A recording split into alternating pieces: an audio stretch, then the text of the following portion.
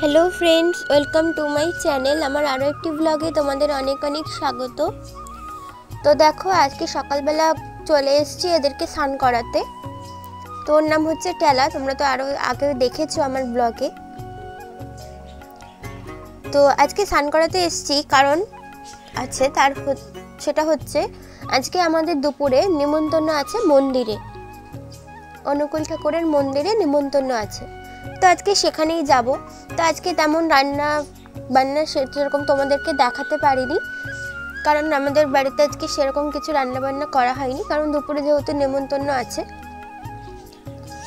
তো সেই কারণে ভাবলাম যে আজকে তো অত রান্না বান্নার নেই, কাজের চাপ কম আছে, তো ভাবলাম তাই ওদেরকে একটু স্নান করিয়ে দিই আর ওদেরকে একটু পরিষ্কার করিয়ে দিই। নিচে যেখানে ওরা থাকে ঘরের মধ্যে সেই জায়গাটাও পরিষ্কার করে দিয়েছি, আর এখানে ছাদে চলে এসেছি ওদেরকে স্নান করাতে। তো আমি কিন্তু জল গরম করে নিয়েছিলাম, জল গরম করে তারপর স্নান করিয়ে দিচ্ছি। তারপর এখানে দেখো স্নান করানো হয়ে গেছে ওকে, তারপর আমি ওর গাটা ভালো করে মুছিয়ে দিচ্ছি। তো আজকে রোদে নিয়ে চলে এসেছি, কারণ আজকে রোদটাও ভালো উঠেছে। তো রোদ ভালো না উঠলে ওদেরকে স্নান করানো যায় না, কারণ এখন তো ঠান্ডার দিন, ঠান্ডা লেগে যাবে। তো সেই কারণে যেদিন একটু ভালো রোদ ওঠে, আর আজকে কাজও কম ছিল ঘরের কাজ, তো সেই কারণে ভাবলাম ওদেরকে স্নান করিয়ে দিই। তো আমার কিন্তু ঠান্ডা লেগেছে, তো তোমাদের যদি ভয়েসটা শুনতে খারাপ লাগে তোমরা কিছু মনে করো না, কারণ আমার ঠান্ডা লেগেছে, তো কিছু করার নেই। তো তোমরা প্লিজ ভিডিওটা দেখো। তো এখানে দেখো আমার টেলাকে স্নান করানো হয়ে গেছে, তো ওকে এখন আমি রোদে রেখে দেব। তারপর এখানে দেখো বুড়ি, মানে ওর নাম হচ্ছে বুড়ি, তো ওকে দেখো স্নান করাতে নিয়ে চলে এসেছি। আর ও দেখো কত দুষ্টুমি করবে, স্নান করতেই চায় না। আগেরটাকে যাকে স্নান করালাম ও হচ্ছে খুব সুন্দরভাবে স্নান করে নেয়, কিন্তু এই যে যাকে এখন স্নান করাচ্ছি সে কিন্তু একদম স্নান করতে চায় না। ওই দেখো তোমরা দেখতেই পাচ্ছ কত লাফাচ্ছে, ওই দেখো স্নান করবে না, তার জন্য এইভাবে লাফাচ্ছে। আমি গায়ে জল দিচ্ছি, ওর পছন্দ হচ্ছে না।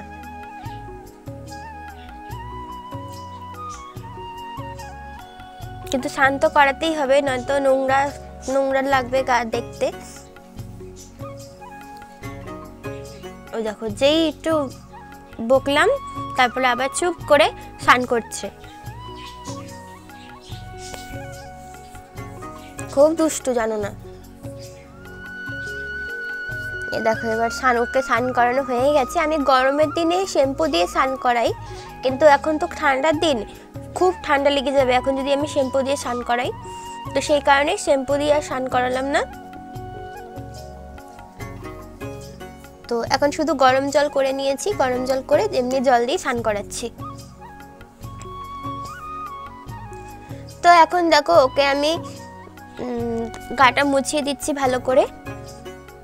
গাও মুছবে না, স্নানও করবে না, দেখো গাটা মোছাচ্ছি, কত লাফালাফি করছে।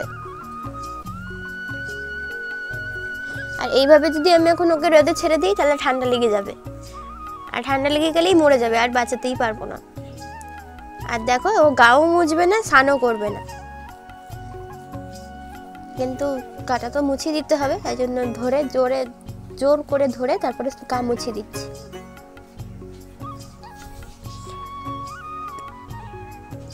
ওই দেখো বারবার পালিয়ে যাচ্ছে, দেখো শুধু চেপে ধরে রেখেছি বলে যেতে পারছে না।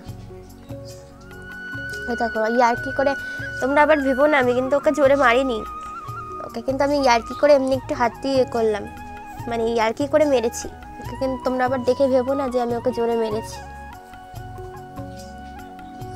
তো দেখো ওর স্নান করানো হয়ে গেছে, তারপর ওকে রেখে দিলাম।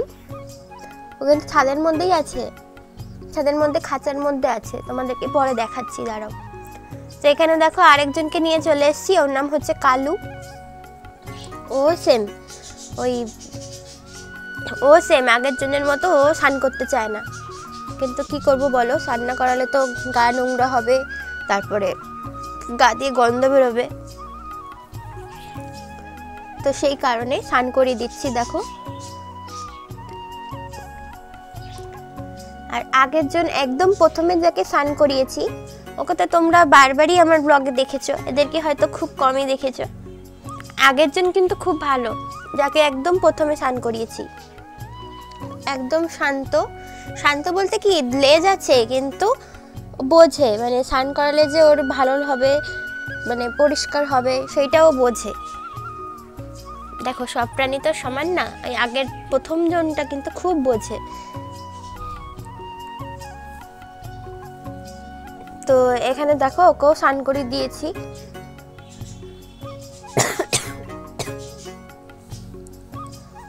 তো দেখো ওকে এখন গাটা মুছিয়ে দেব ভালো করে। তো তোমরা হয়তো ভিডিওতে অল্প টাইমের মধ্যে দেখছো, কিন্তু এটা কিন্তু অল্প টাইম না, অনেকক্ষণ টাইম লাগে এরকম স্নান করাতে, পরিষ্কার করতে অনেকক্ষণ টাইম লাগে। তো আজকে যেহেতু বললামই মন্দিরে নেমন্তন্ন আছে দুপুরে, তো সেই কারণে আর ঘর মোছা আর বিছানা তোলা তো রোজ করতেই হয়, সেইটুকু করে তারপর ছাদে চলে এসেছিলাম এদেরকে স্নান করিয়ে পরিষ্কার করে দিতে। আর রান্নাবান্না তেমন কিছু ছিল না, তো সেই কারণে আজকের দিনটাই বেছে নিলাম এদেরকে পরিষ্কার করার জন্য। আর আশা করছি তোমাদেরও এগুলো দেখে ভালো লাগবে।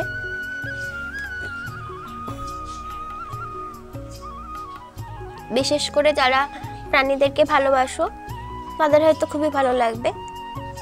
আর যারা প্রাণীদেরকে বেশি ভালোবাসো না, প্রাণীদেরকে সবাই ভালোবাসে আমি জানি, আমি সেটা মনে করি যে হয়তো প্রাণীদেরকে সবাই ভালোবাসে, কিন্তু যারা একটু কম ভালোবাসো তাদের হয়তো আমার ভিডিওটা আজকে একটু কম ভালো লাগবে।